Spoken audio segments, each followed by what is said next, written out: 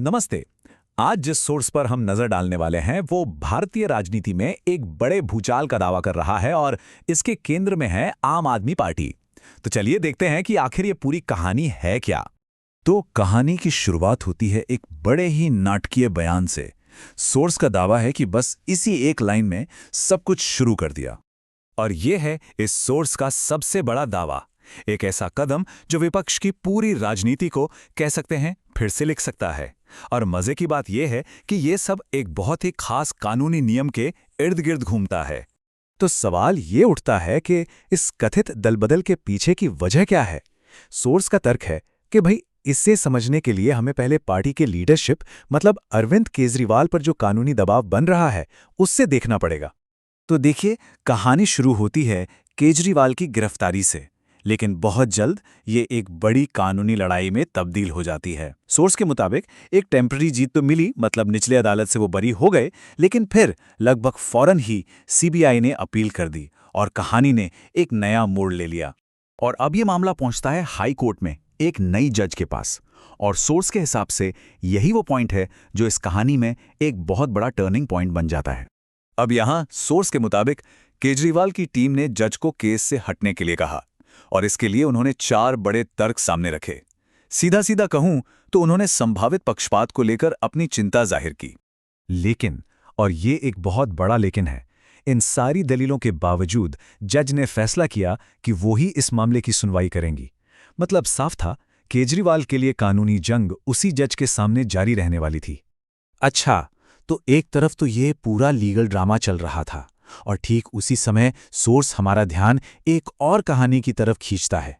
और ये कहानी है पार्टी के सबसे जाने माने चेहरों में से एक, राघव चड्ढा की। सोर्स यहां एक एक करके उन घटनाओं को गिनाता है जो सांसद और उनकी पार्टी के बीच बढ़ती दूरी की तरफ इशारा कर रही थीं। मतलब केजरीवाल की गिरफ्तारी पर उनकी खामोशी से लेकर पार्टी की मीटिंग से गायब रहना और यहां तक कि उनकी सिक्योरिटी में जो बदलाव हुआ वो भी काफी कुछ कहता है। और फिर आता है सोशल मीडिया वाला एंगल। सोर्स का दावा है कि चड्ढा बीजेपी की आलोचना करने वाले अपने पुराने पोस्ट डिलीट करते हुए देखे गए। अब देखिए, आज के दौर में ये एक ऐसा कदम है जिसे कई लोग अपनी वफादारी बदलने का साफ साफ संकेत मानेंगे, है ना? लेकिन यहां एक बहुत बड़ा सवाल खड़ा होता है, क्या कोई सांसद बस यूं ही अपनी पार्टी बदल सकता है? क्या उनकी सीट नहीं चली जाएगी? खैर, यहीं पर यह मामला कानूनी तौर पर बहुत दिलचस्प हो जाता है। तो सोर्स हमें समझाता है दल बदल विरोधी कानून के बारे में। इसे ऐसे समझिए, ये कानून मूल रूप से इसलिए बनाया गया था ताकि नेता आसानी से पार्टियां ना बदल सकें। बिल्कुल वैसे ही जैसे कोई खिलाड़ी कॉन्ट्रैक्ट के बीच में टीम नहीं बदल सकता। अगर कोई अकेला पार्टी छोड़ता है तो उसे अपनी सीट से हाथ धोना पड़ता है।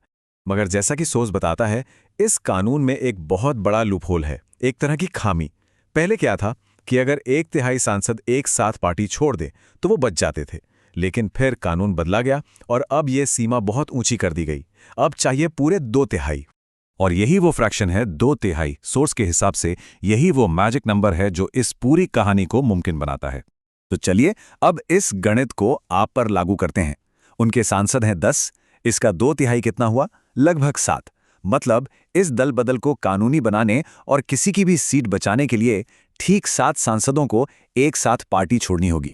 लेकिन सोर्स का तर्क है कि ये कहानी सिर्फ एक पार्टी की नहीं है। उनका दावा है कि ये एक बड़े पैटर्न का हिस्सा है, एक ऐसा पैटर्न जो पूरे भारत में देखने को मिल रहा है। और फिर सोर्स के मुताबिक वो ऐलान हो जाता है, 7 सांसद एक साथ प्रेस कॉन्फ्रेंस करके बीजेपी में शामिल हो जाते हैं और आम आदमी पार्टी के पास बचते हैं सिर्फ 3 सांसद। अब अपनी बात को पुख्ता करने के लिए सोर्स महाराष्ट्र, पश्चिम बंगाल, बिहार और दूसरे राज्यों में हुई ऐसी ही घटनाओं की तरफ भी इशारा करता है और तर्क ये देता है कि ये सब विपक्षी दलों को कमजोर करने की एक सोची समझी रणनीति है।